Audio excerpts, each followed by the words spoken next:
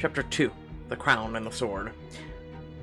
You follow Arthur and Lancelot in a daze as they lead you away from the training yard. Lancelot shrugs into his armor, grinning and laughing, but all you can see is my vision. The man fighting Arthur, the man killing him, was... I must apologize again for missing your arrival, Your Highness. You need not apologize. I know how you get when you're focused on a bout, my friend. Arthur smiles at you as he claps a hand to Lancelot's shoulder. Lancelot takes his training very seriously. I take my duty to protect my king seriously, and to protect Camelot as well. He speaks the words earnestly, but the image of Camelot in flames wavers before your eyes as you trail after them. How can such a tragedy stem from such a friendship? But my visions always come to pass, don't they? Hopelessness hollows you out as you watch the king and his knight laugh together, but slowly the feeling shifts to determination. I've never been able to change the future before, but this time there are lives at stake, a whole kingdom. I must try. I feel quite safe with Lancelot on my back, but even he can't help me be in 3 places at once. That sort of magic is certainly more Merlin's domain than mine. And Merlin is one waiting for me back at the round table to address petitions from the people. My apologies, Princess Guinevere. I had hoped to show you to your quarters, and I must check in with the steward. The steward? I asked the staff to purchase some delicacies from Camelot for tonight's welcome feast, so you might feel more at home. You are incredibly thoughtful. And this may be an opportunity to find out how Lancelot could possibly betray him, or how Arthur could betray him. Could Lancelot escort me in your stead? After all... I'll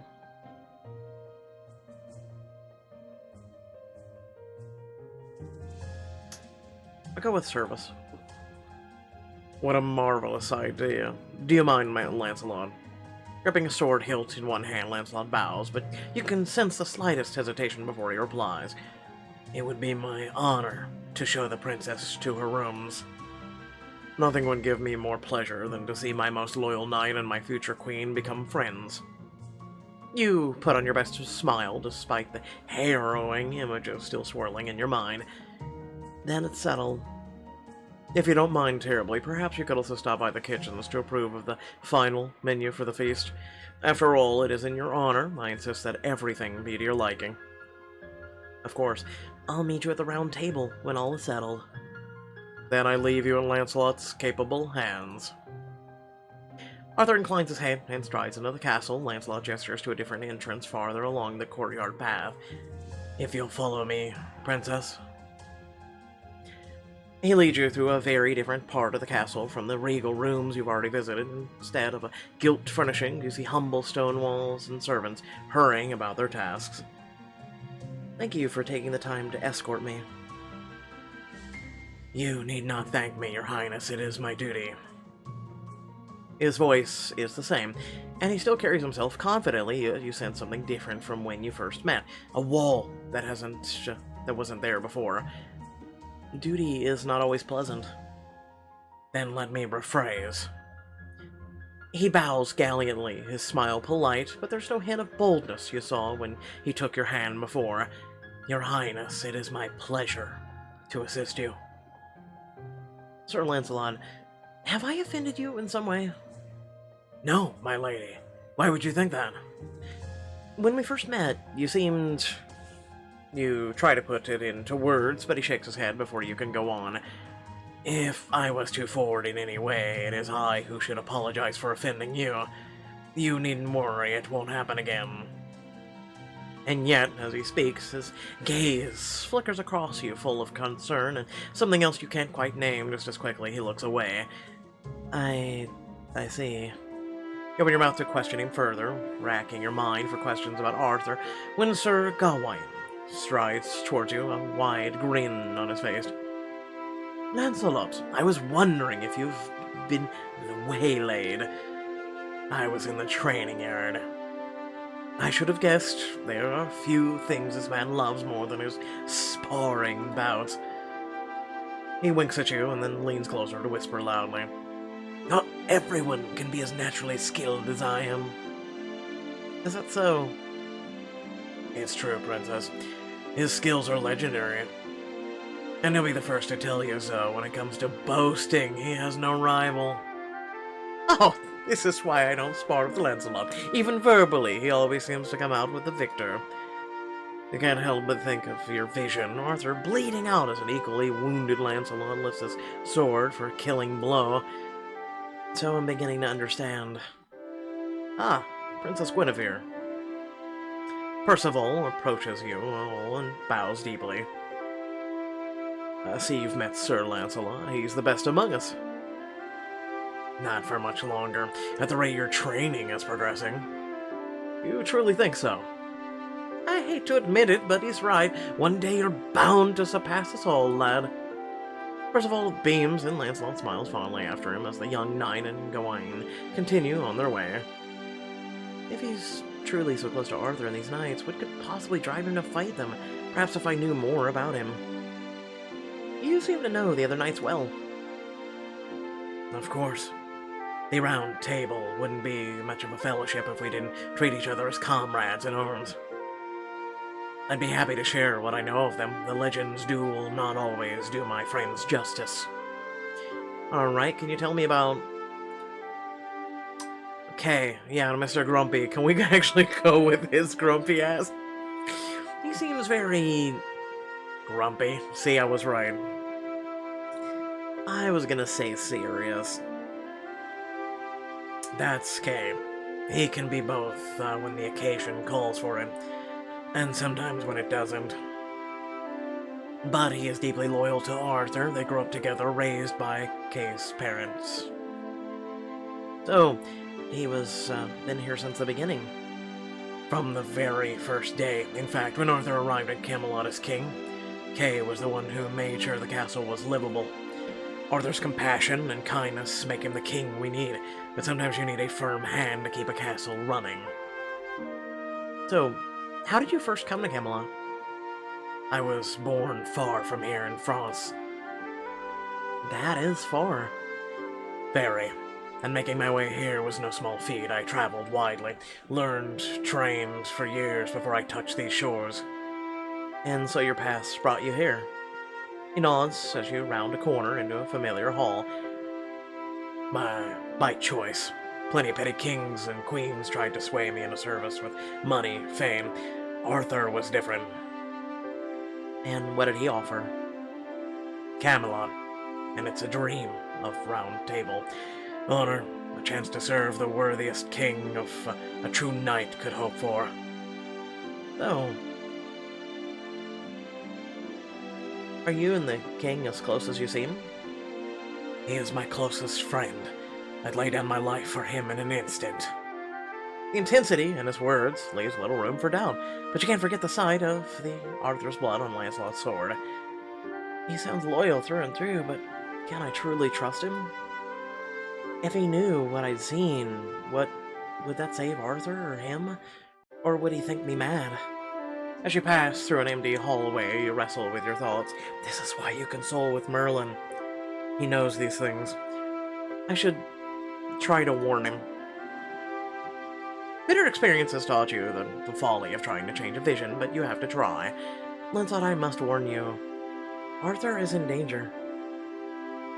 Danger from whom? That is the trouble. I fear that a great battle is coming, and you hesitate, unsure how to tell him that he may be the threat. Just a serving girl bursts from the kitchen ahead of you, looking frazzled. Sir Lancelot, thank the heavens! Tessa, whatever is the matter? The cook is in a tizzy. No one has yet to approve the menu, and her mood is not to be borne. Never fear, we're here to do just that. Oh, thank you. Let me show you the options. So he's just going to ignore the fact that King Arthur, his bestest of friends, was just told that his life is in danger for the cook. He's just going to brush it right off. Okay. She ushers you into a busy kitchen and shoves 3 scraps of paper into Lancelot's hands. Ah, I see. She's listed one of my favorite stews on here. She's awfully fond of you, sir. And the roast pork with apples is Arthur's favorite. This savory pie must be a specialty from Camelot.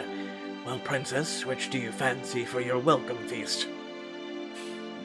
I mean, we could try something new, right? I mean, if we're so used to dish, right, we can always have that at any given time, right? But also we can have this at any given time. I don't know, we'll go with Arthur's favorite. What better way to get to know the king than sampling his favorite foods? I'm certain he'll appreciate the gesture. You saved me, Princess, thank you. The servant dips a deep curtsy and rushes through the kitchen, menu in hand. Lancelot leads you down another corridor. Now, what were you saying before we were interrupted? Something about a threat to Arthur, a battle? Yes, ever since I arrived, I've had a dreadful feeling. I sympathize. These are dangerous times. It is easy to feel unsettled, or to feel that another conflict awaits on the horizon. I'm not just unsettled. I feel as if something terrible is coming. From where? If you know of a threat I can fight, I'll bring my sword to bear without hesitation. There's a sudden gentleness to his voice, despite the fierceness of his expression. I will always protect Arthur, you, and Camelot. You won't, but how could I possibly tell you that and expect you to believe me? You shake your head and let out a sigh. Perhaps it was just an unsettling feeling, but thank you for the promise of protection. I will remember. My word is always at your service. My sword, Jesus. His word and sword, why not? Before long, Lancelot escorts you up a staircase into your chambers, Princess Guinevere. Nice, pretty. They're beautiful. His smile fades for a moment as he watches you, his expression unreadable. I hope you'll be comfortable here. Arthur was involved in every part of making the rooms ready for your arrival. He rather drove his steward mad, insisting it all be perfect. The king oversaw the decoration of my chambers personally? He did. He hesitates, looking uncertain for the first time since you've met him. Forgive me if this is out of line, Princess, but Arthur is like a brother to me, so I must ask, why did you accept this betrothal? I know Arthur's reasons, but what of yours was it duty? A chance to wed a legendary King Arthur? I came here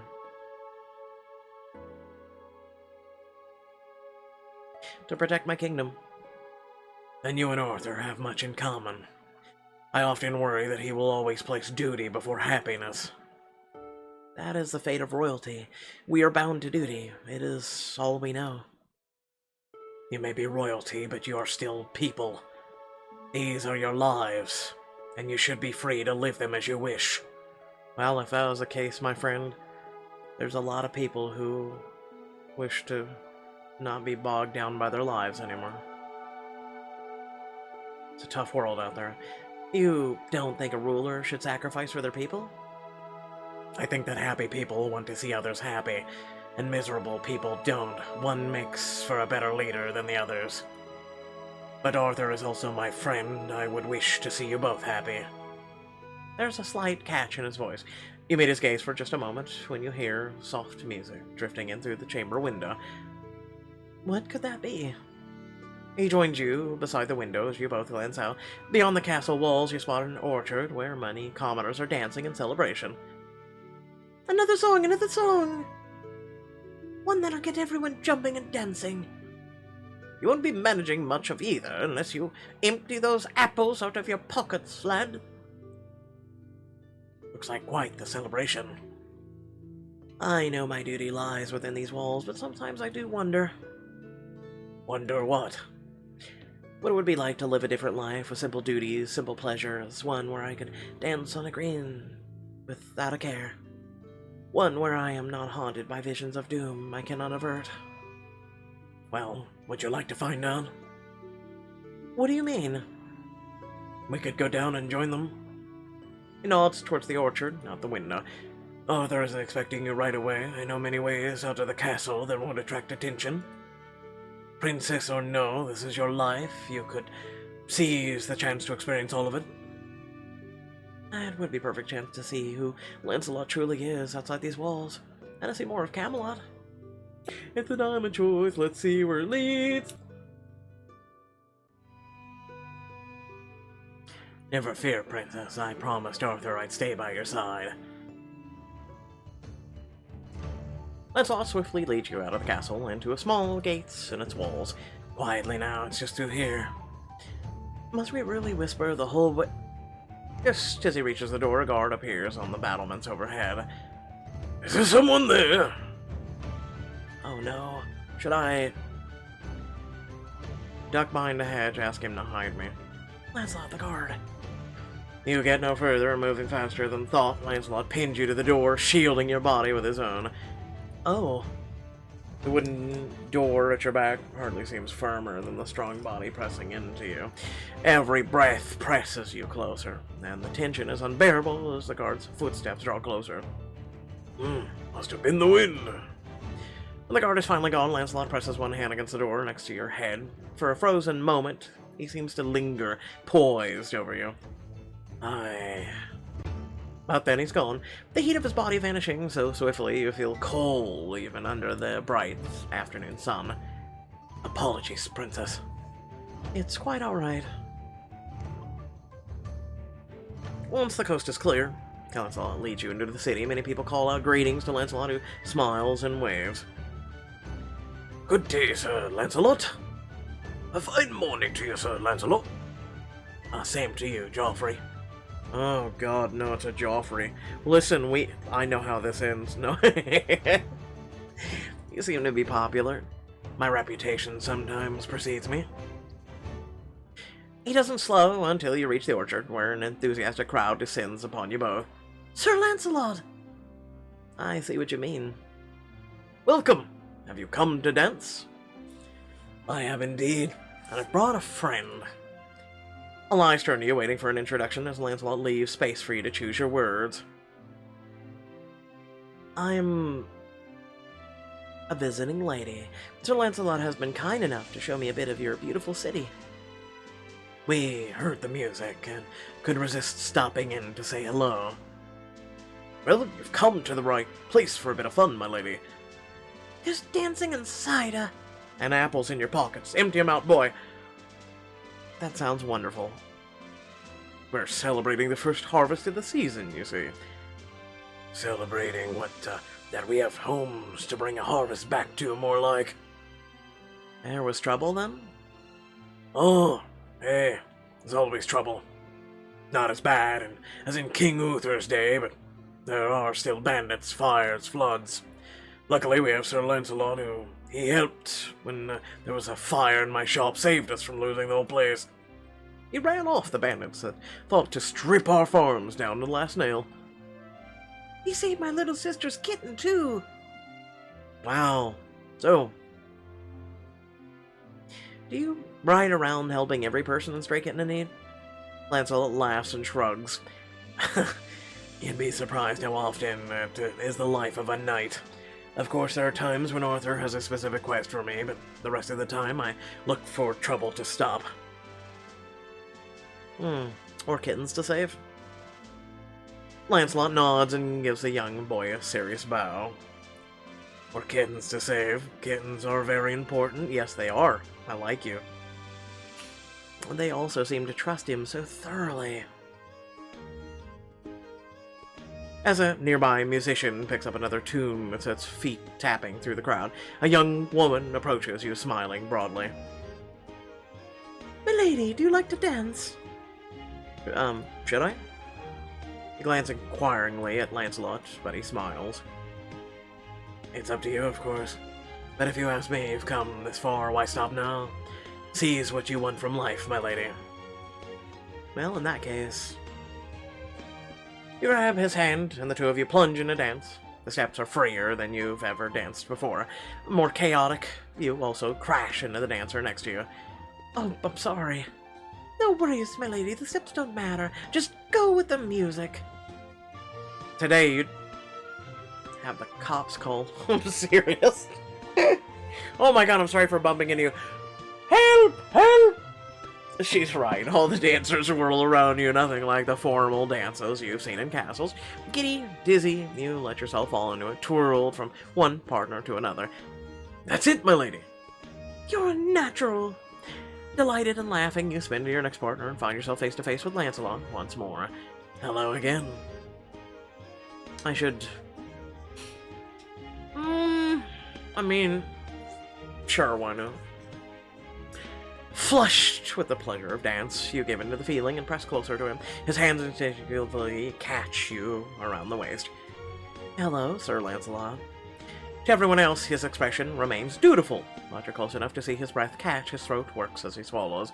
His hands flex lightly on your waist before he gently pulls back, and when he speaks, his voice is husky. It's good to see you smiling, my lady. Even with a little distance between you, Lancelot is a superb dancer. Your feet hardly seem to touch the grass as he twirls you around. Your heart pounds with excitement, and Lancelot's gaze doesn't stray from yours until the song ends.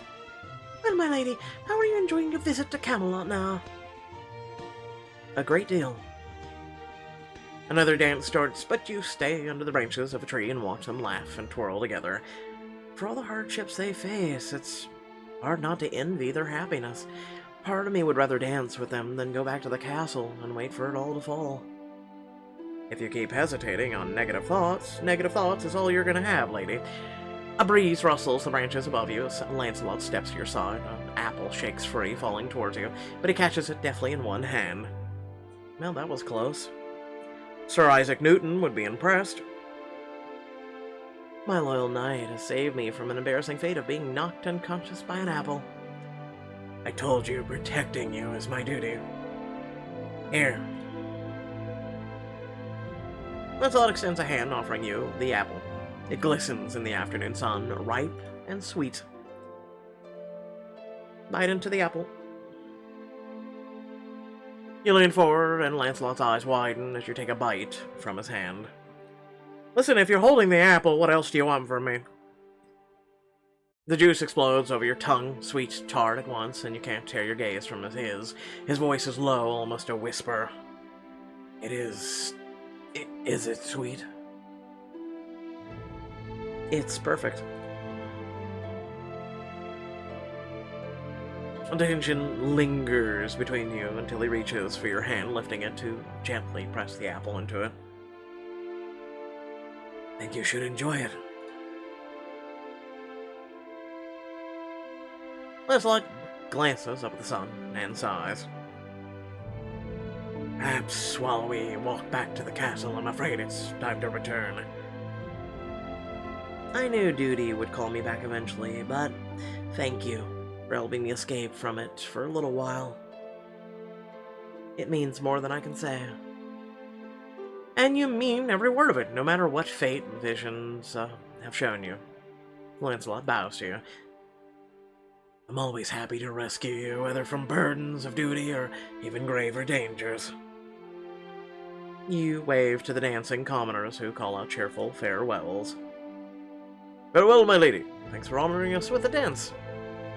If you come back to Camelot again, you can find me. I have the best bread in the kingdom. I'll remember. Thank you.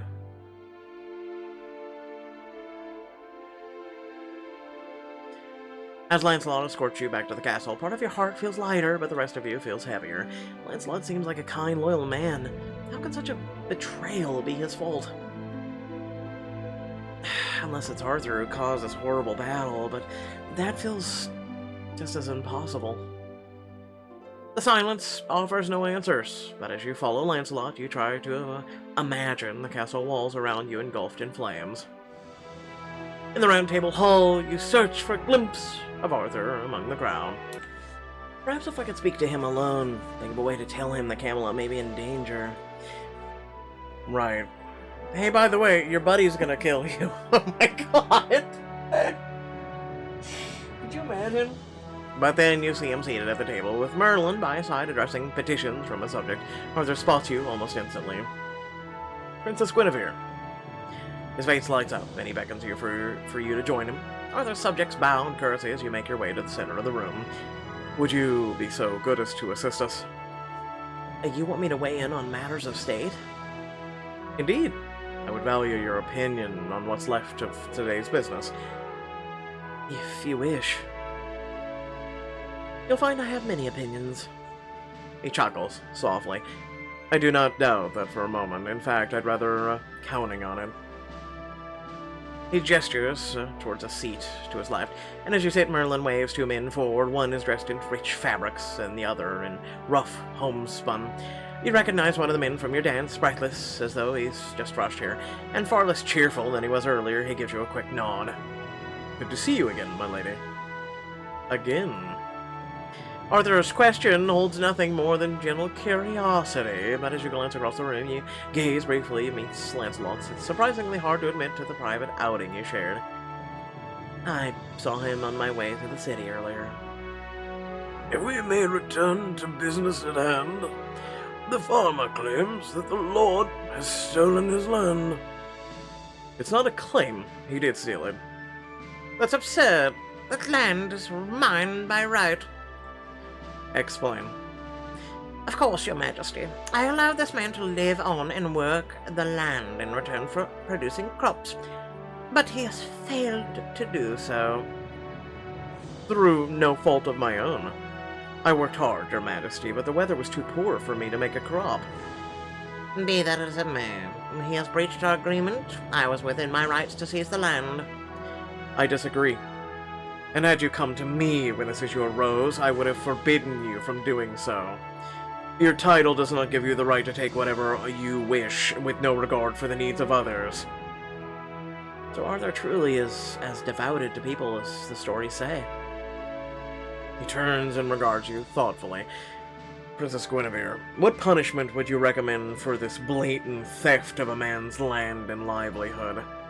Every face in the room turns to you, awaiting your judgment. I would have the Lord...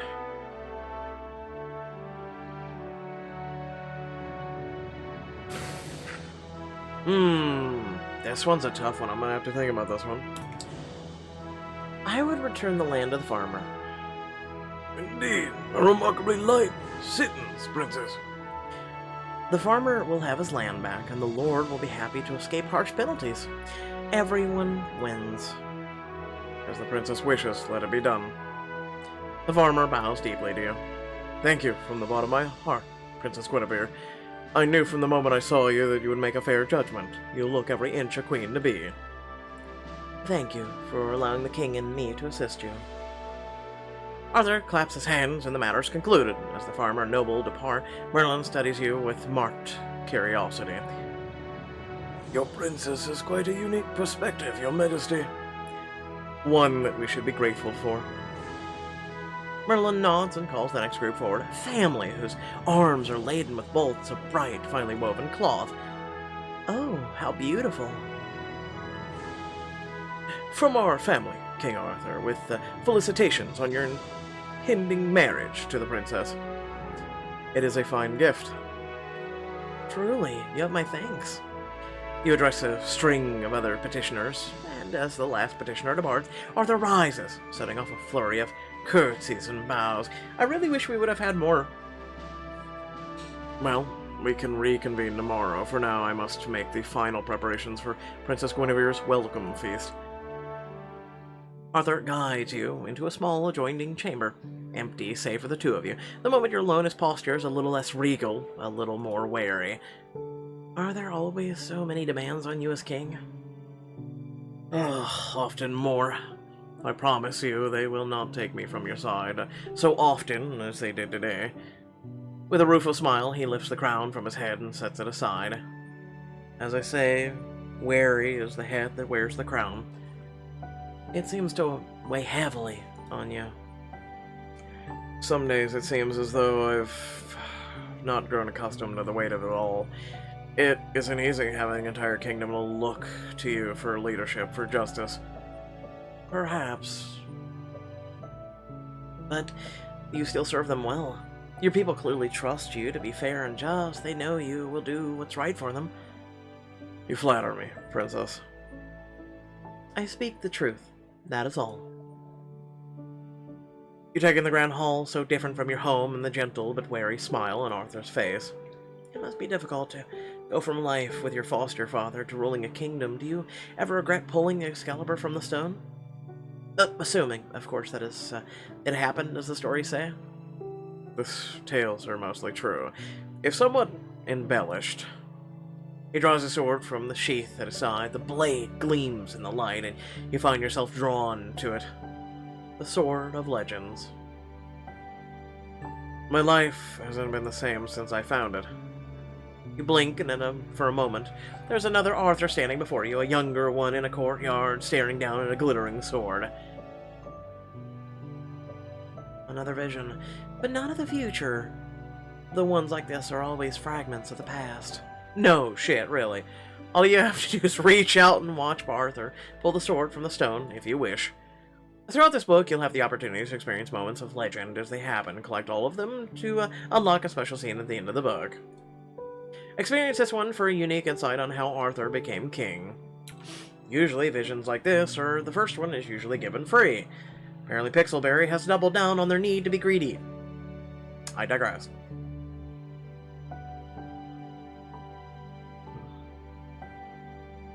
Determined to see more, you grit your teeth and reach out.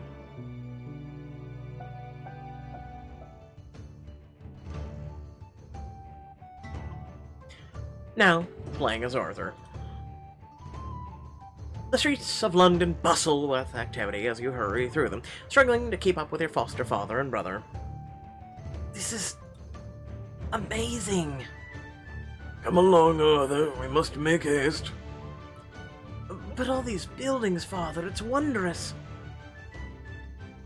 It won't be wondrous if I miss the tourney, and then I'll never be knighted. Hey, it's Kay. Who else will defend our realm from villains that have roamed since King Uther's death? You think back to your journey to the city, fraught with blackguards and roving bands of marauders, and shiver. Then you'd better start defending us quick. Remember what I taught you, Kay. Be mindful. Guard your body. Stay light on your feet. Avoid falling into a pattern of attacks. If your opponent can predict your next move or see through your feints, you've already lost. I'll remember, and he trails off his face, losing all color as his hand drops to his hip. My sword! I must have left it in the inn! Don't worry, Kay. We'll borrow one at the tourney. He scoffs. So I'm to show up and admit that I've lost my own? How humiliating. No knight worthy of the title would even look at me. I'm afraid Kay is right. But what else can we do? Kay turns to you, squaring his shoulders and puffing out his chest. You, my soon-to-be squire, are going to find me another sword. But it had better be a good one, or I won't stand a chance of winning the tourney and getting knighted today. You'll get the best one in the city. Don't worry, I'll figure it out. I always do. Thank you, Arthur. You bow deeply as a proper squire would do to his knight, and speak as formally as you can. I shall return when I have acquired your weapon. You set off back the way you came, intent on retracing your path back to the inn. May as well. If I don't find a spare one, I could always fetch Kay's own sword. Before long, however, you're hopelessly lost. The streets are a maze, there's so many of them. This is nothing like our estate in the country. As you wander, people in ragged clothes glance at you from shadowed doorways with wariness in their eyes. Are you lost, young squire? A little. I'm sorry to trouble you, but I don't suppose you know where to find a sword. The man shakes his head, his body shudders with a racking cough before he manages a reply. No sword here, I'm afraid. Anyone who might have had one sold it long ago for scraps of a meal. I'm sorry. After I find you a sword, I can find you some food. My brother's waiting for me, but we can bring you some bread after he's knighted. The cook at the inn makes the most wonderful fluffy loaves. You needn't trouble yourself. It's no trouble. I just have to get Kay knighted as quickly as I can. The man's face twists into a strange smile, as if he hasn't had cause to smile in a long time. You have a good heart, child. I hope you find the sword you're looking for. He ducks back into the home, and you continue on down the street, your heart heavy. I know Kay is counting on me, but I wish there was more I could do. Maybe once I get Kay a sword and he is a knight, he'll be strong enough to help these people. Suddenly you spy an odd sight, a nearby empty courtyard that holds a large stone on a dais. There's something on the top of that big stone. You step into the silent courtyard, your footsteps echoing across the stones. Something protrudes from the rock, glittering in a ray of sunlight. A sword! You step closer, your fingertips tingling in anticipation. It's plunged into an anvil. When your fingers close around the hilt, the blade slides free of the stone. Oh! As you lift the sword, bright golden light washes through the courtyard. You stare at it in awe, and suddenly a robed man is standing beside you. Hello, young man. You jump, startled, and immediately realize the sword you're holding is probably worth more than Sir Ector's whole castle.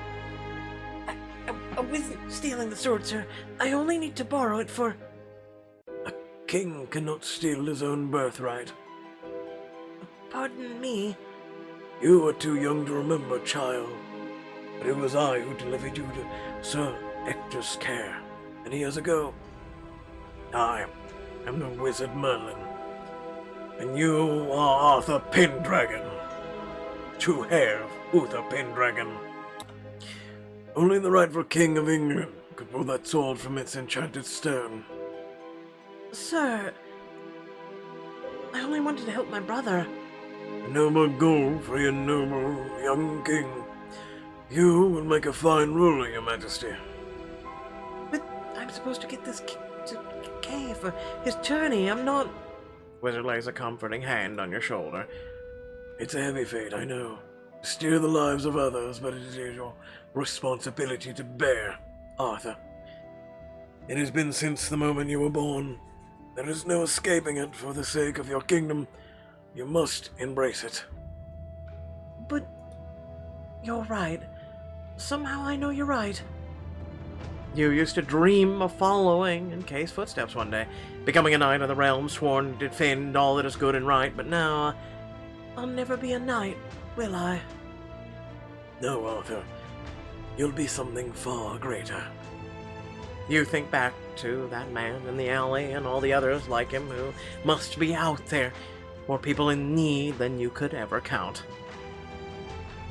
And will you help me? I'll need someone to advise me, a friend. The old man presses a hand to his chest and bows. It would be my greatest honor, your majesty. You will not suffer this burden alone.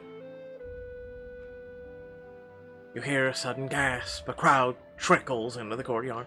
People staring at the sword in your hands. Your foster father, brother stand at the head of the throng.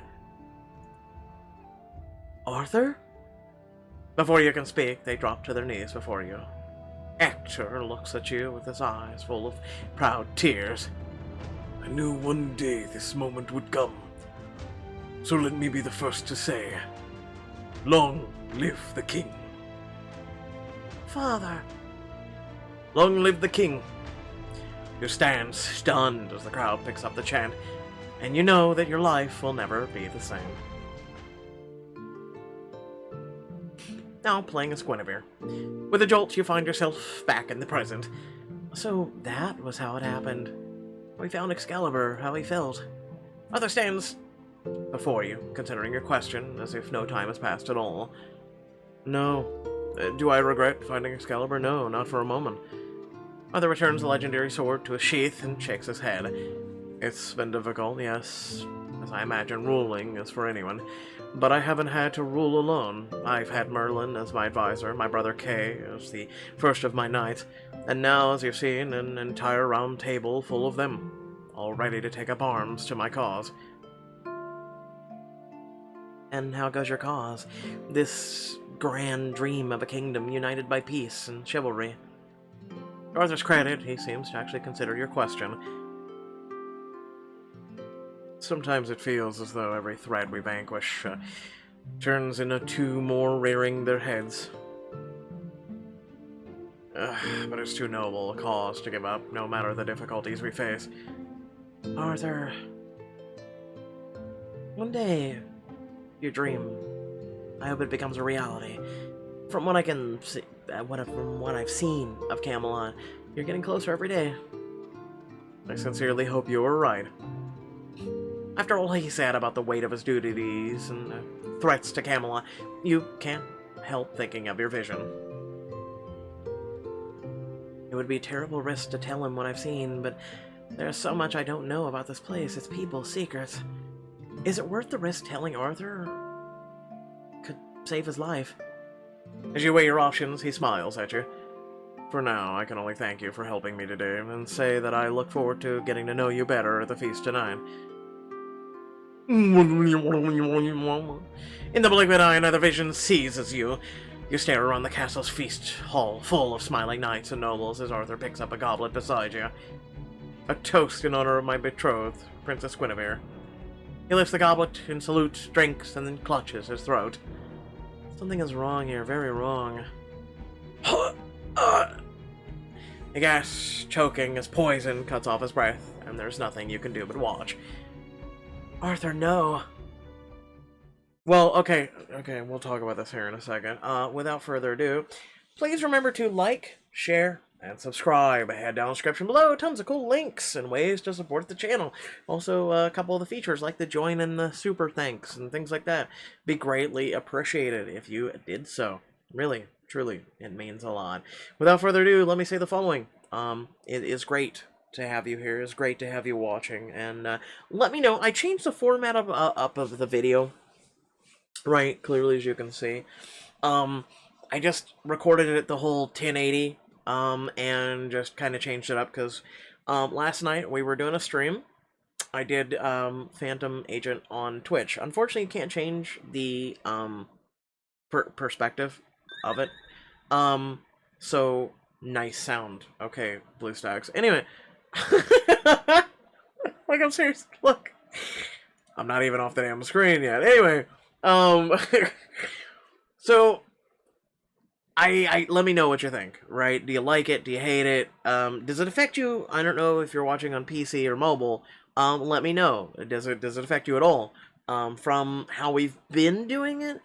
I originally started out that way, and then I changed it up, thinking that, you know, for those of you who actually watch it a certain way on mobile, that it might affect you, right?